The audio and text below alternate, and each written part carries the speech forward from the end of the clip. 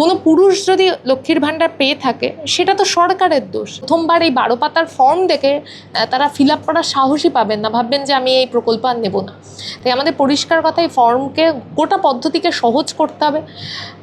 একটা প্রকল্প দিচ্ছ, তার জন্য নির্দিষ্ট গাইডলাইন, কোন গাইডলাইনের ভিত্তিতে প্রকল্পটা দেওয়া হবে সেটা ঠিক করতে হবে। যারা সেই প্রকল্পের জন্য আওতাভুক্ত হবে না তারা তাহলে সেটা ফিল আপই করবে না। যেমন বার্ধক্য ভাতা আমরা জানি 60 বছরের পর পাওয়া যায়, কোনো 59 বছর 58 বছরের লোক তো ফিল আপ করতে পারে না।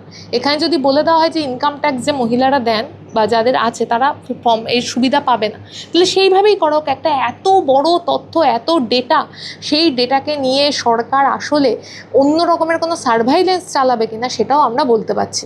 এটা কি জনগণের অসুবিধা নয়? শুধু 12 পাতার ফর্ম ফিল আপ করাটাই অসুবিধা?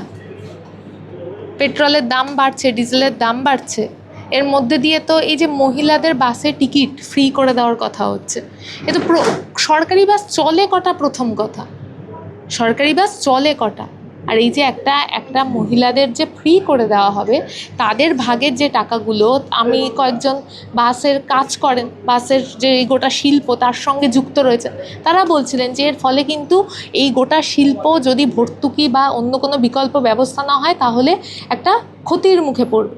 তাহলে আমি যখন একটা কাউকে কোনো প্রকল্পের সুবিধে দিচ্ছি, তাহলে তার বিকল্প সেই যাতে লাভ হয়, সরকারের যাতে লাভ হয়, যাতে মানুষের ক্ষতি না হয়, সেটা ভাবার কথা।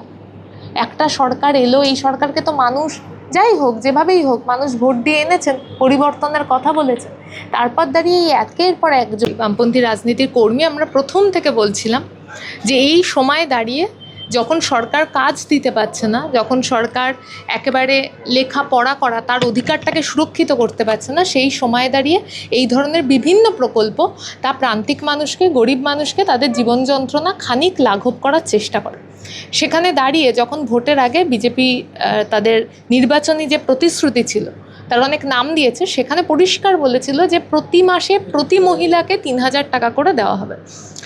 এখন তারা এই 12 পাতার যে ফর্ম এনেছে, সেই ফর্মে শুধুমাত্র অন্নপূর্ণা ভাণ্ডার বা অন্নপূর্ণা যোজনা যাই নাম হোক না কেন, তা কোন ভিত্তিতে দেওয়া হবে, কী তার নির্দিষ্ট গাইডলাইন, শর্ত, তা তারা পরিষ্কার করেন।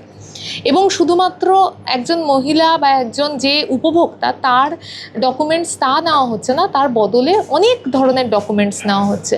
ইভেন তার বাড়ির ছেলেমেয়েরা কোথায় লেখাপড়া করে, টিকাকরণ করা হয়েছে কিনা সেটা, সমস্তটা। আমাদের কথা হচ্ছে গোটা প্রক্রিয়াটাতে এমনভাবে এমন কঠিন করা হচ্ছে যাতে একদম কম লেখাপড়া জানেন যে মানুষেরা, যারা সুযোগ পাননি বিভিন্ন কারণে, তারা তো এই গোটা প্রক্রিয়ার পরে একটা ভয় পরিবেশে রয়েছে, ভাবছে যে আমি যদি কিছু একটা তথ্য ভুল দিয়ে দিই তাহলে হয়তো আমি আর এই অন্নপূর্ণা ভাণ্ডারটা পাবো না। এবং এই সমস্ত প্রক্রিয়াটাকে কেন্দ্র করে আমরা দেখতে পাচ্ছি এমন একটা পরিস্থিতি তৈরি করা হচ্ছে যাতে ডেটা, সেই তথ্য, একজন মানুষের কটা বাড়ি রয়েছে, তার 3টে পাকা ঘর আছে না 4টে পাকা ঘর আছে, সেই ধরনের তথ্য সরকার নিজের কাছে রাখতে চাইছে।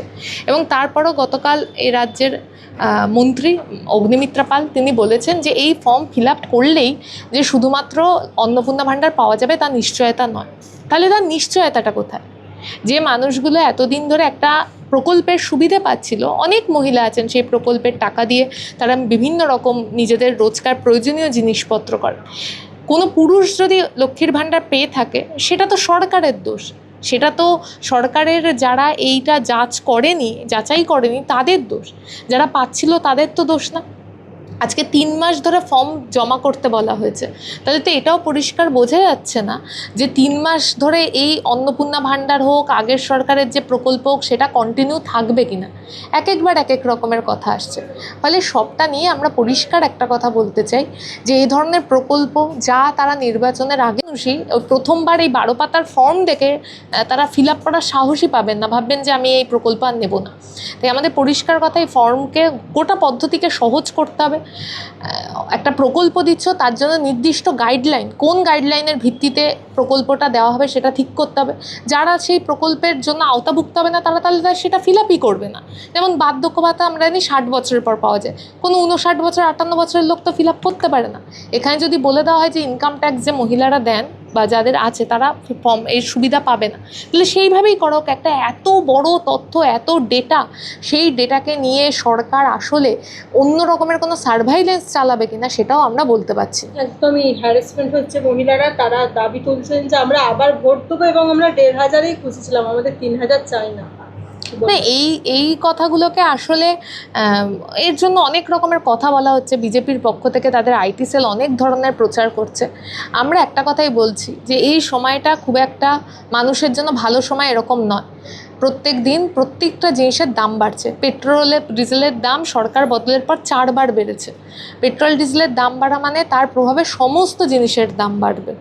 আমরা এই সময় দাঁড়িয়ে পরিষ্কার বলছি যে 1500 টাকা, 3000 টাকা যেটাই হোক না কেন, তার যে পদ্ধতি, সেই পদ্ধতিটা সহজ করা উচিত।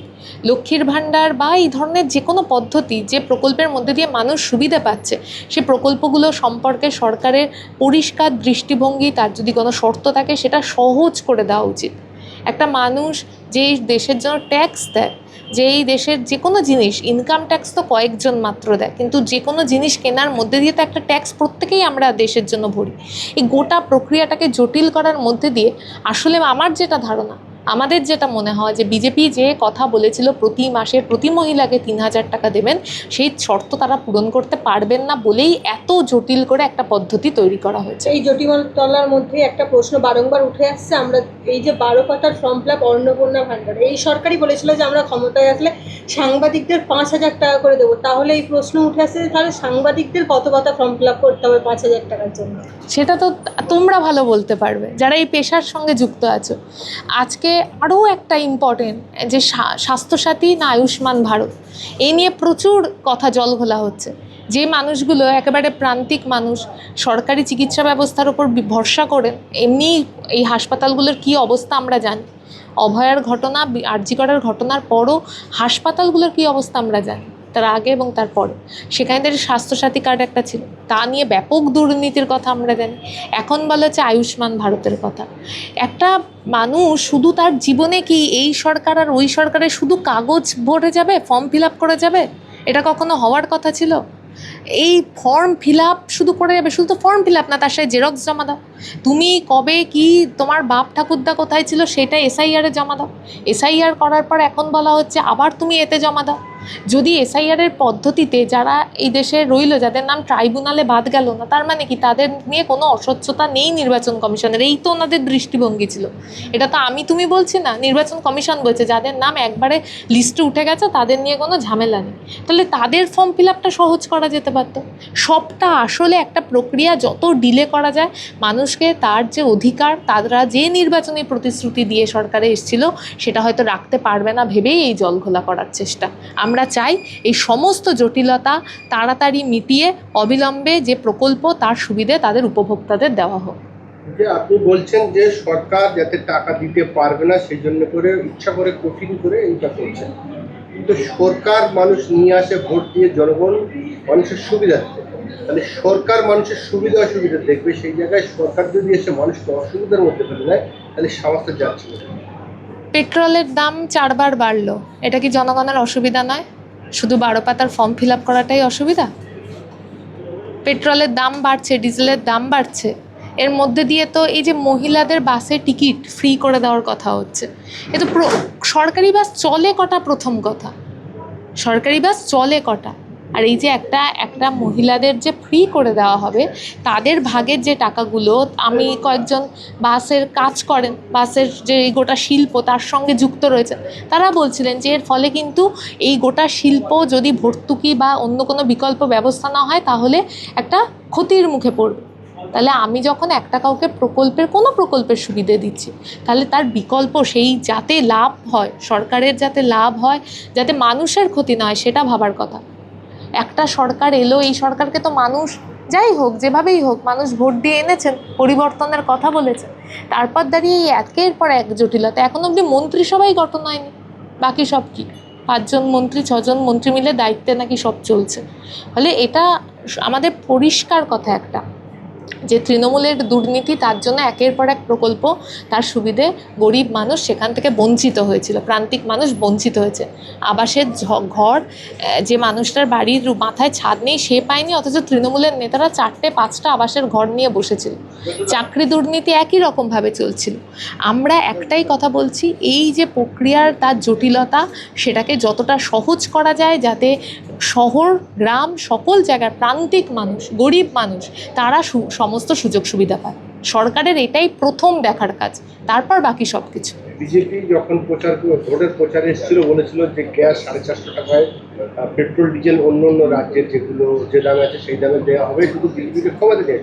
বিজেপি ক্ষমতা এসছে, এগুলো করছে না। যখন আমরা জিজ্ঞাসা করছি যে সবেমাত্র সরকার ক্ষমতা এসছে, কিন্তু সবেমাত্র সরকারের ক্ষমতা এসে বকরিতে গরু খাওয়া বন্ধ, বেআইনি বিল্ডিং ভাঙা হচ্ছে, বিভিন্ন জনমুখী প্রকল্পগুলো বন্ধ করছে, কিন্তু সরকার নতুন করে যখন চালু করার কথা বলা হচ্ছে তখন কিন্তু আমরা সবাই এই প্রশ্ন তো আমার মনে হয় আমার চেয়ে ভালো বিজেপির নেতারা উত্তর দিতে পারবে, যারা সরকার তৈরির বা সরকারের বিভিন্ন পদে রয়েছে। তারা এই ধরনের নিয়ম কেন করছে এটা তো আমাদের চেয়ে অনেক ভালো উত্তর তারা দিতে পারবে। আমরা মানুষের জন্য লড়াই করি, আমরা প্রত্যেক দিন তাই করব। এই যে এই সমস্ত যা যা জটিলতা হচ্ছে, তার জন্য গরিব মানুষের যে তাদেরকে যে অস্বস্তির মধ্যে দিয়ে, তাদের যে অসুবিধার মধ্যে দিয়ে যেতে হচ্ছে, আমরা তাতে লড়াই করছি। রেল হকার, স্ট্রিট হকার, তাদেরকে উচ্ছেদ করার চেষ্টা হচ্ছে, বুলডোজারের রাজনীতি পশ্চিমবাংলায় এসছে। আমরা সবার আগে মানুষের যে জীবন যন্ত্রণা, তাতে এমনিই সে আয় করে যে এটুকু টাকা আয় হচ্ছে তাতে সংসার চলছে না, তারপর আবার যদি উচ্ছেদ হয়ে যায় তাহলে কী খাবে সে? সরকারের এটাও ভাবার কথা ছিল।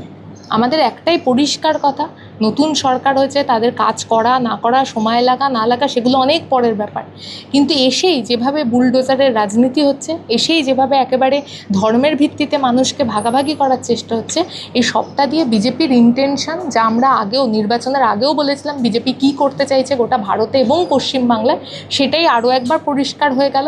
কিন্তু এই জটিলতার মধ্যে দিয়ে যেন গরিব মানুষ তাদের প্রকল্প, তাদের অধিকার, তাদের যা যা সুবিধা আছে তার কোনোটা থেকে বঞ্চিত না হয়।